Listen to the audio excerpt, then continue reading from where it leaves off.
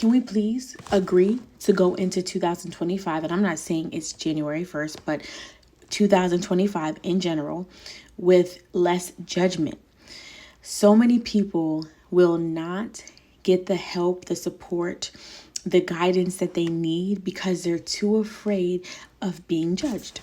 And I'm not trying to dismiss or belittle your judgment story, because we all have a judgment story. There's something that happened to you that made you judge yourself, and then you started judging other people, and then you created this cycle of judgment. So now you think everybody will judge you for where you are in life, what you've done. So try this. The more you stop judging other people, the more you'll stop judging yourself. And when it comes to picking someone to help you, to guide you, to hold space until you're able to see that you're able to heal yourself, you have to be very particular. So many people want to make their friends or family members who will judge them the people who know their business, who will help, but they really just want the tea. So you have to use better discernment to know who those people are. As a practitioner, as a therapist, as a counselor, as a coach, as a mentor, it is not my job to judge people. I don't judge people. Why? Because I understand that even though my client may not struggle with the same issues and have the same trauma, I know that I have my own storylines and I am not superior. I'm not better than. And because I know this, who am I to judge? My responsibility is to help you through self-discovery, asking the right questions, guiding you to think better, to live better.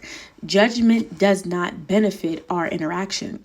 Judgment is pointless. Judgment will not allow you to get where you need to go. And I don't want my clients being afraid to share who they are, because if they're not sharing and they're not even honest with themselves, forget about me. If you're not honest with yourself, you cannot make honest choices moving forward. If you're not honest with what you struggle with, you can't put the correct positive emotion for the negative. So if you're not going to admit that you're jealous, and if you're not going to admit that you're judgmental, and if you're not going to admit that you're shameful, then you're going to constantly create those experiences because you refuse to admit it. You have to get to the root to uproot it, to then replace it with something positive. So just keep that in mind, because I see it all the time when it comes to like different workbooks, and people are like, oh, I'm so glad I have this because I don't want to go to therapy to be judged, and I don't want people to think less of me. Figure out whose voice that is in your mind. Figure out who judged you harshly, and then stop allowing those people to still run your life, because it's those voices and those thoughts that are keeping you from excelling, from moving forward, to being free, to living the life that you truly want. Now, before I end this video, I do want to reference the book by Ina Segal, The Secret Language of the Body. She talks about judgment. So pay attention, because judgment is not something to, make small of. Like, oh, I'm not really judging. There's always like, oh, we listen and we don't judge. But we all know people will judge when they're not in a position to understand that they're not superior. People judge because sometimes it makes them feel better about themselves. But everybody got stuff that they need to work on. Everybody is failing or has an area of opportunity. So nobody's perfect, and you're not trying to be, you're not supposed to be.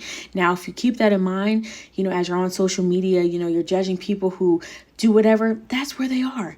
Worry about yourself, okay? So let's get into judgment. Oh, one more thing is that whenever you hold emotions in, or you kind of breeze past them and don't really allow your mind to understand where they came from, and you really don't take time to process them, it could take several years, but those things, those emotions will manifest into dis-ease, illness, chronic pain, things of that nature. So just keep that in mind. And of course, you can go to your physician, chiropractor, you can go to any specialist who will handle your body, and they're not going to tell you that. They will give you something for comfort, to deal with inflammation, but you want to heal at the root.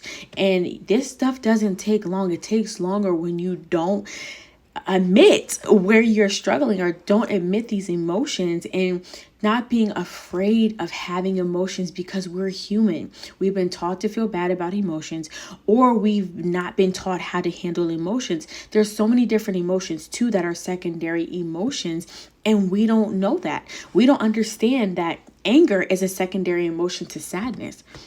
We didn't know that, right? So it's like, oh my gosh, there's so many different things to learn about emotions. But if anything, just know that they're okay to have, but don't use them as an excuse to harm other people.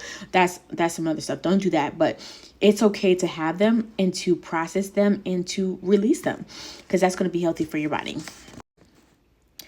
We all make harmless judgments every single day, whether investing in a product, crossing the road, buying a present, or hiring an employee.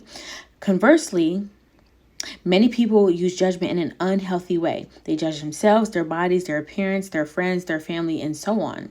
Judgment can turn into discrimination, prejudice, and tolerance of others. In this case, judgment creates conflict, which can turn into arguments, anger, hatred, and even lead to war. Judgmental people often become controlling because they're afraid of others judging them harshly. In reality, we are our harshest critics. Judgment is often used in comparison.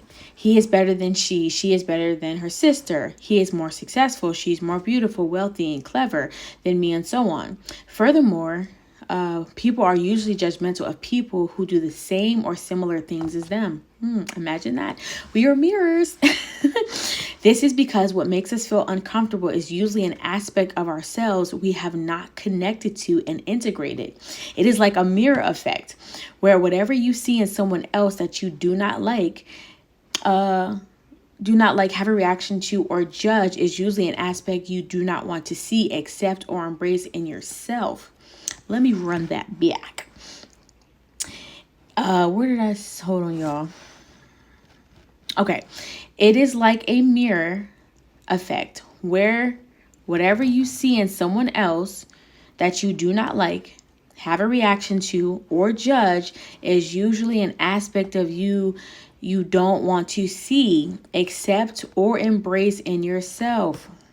Others reflect back to you your disowned qualities.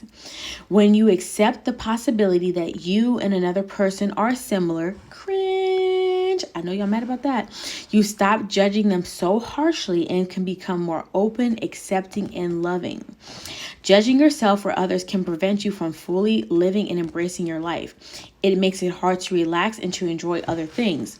Judgment brings frustration, agitation, fear, anger, anxiety, stress into your life. It can lead to headaches and problems with skeletal system, respiratory system, tongue, throat, nervous system, and ears.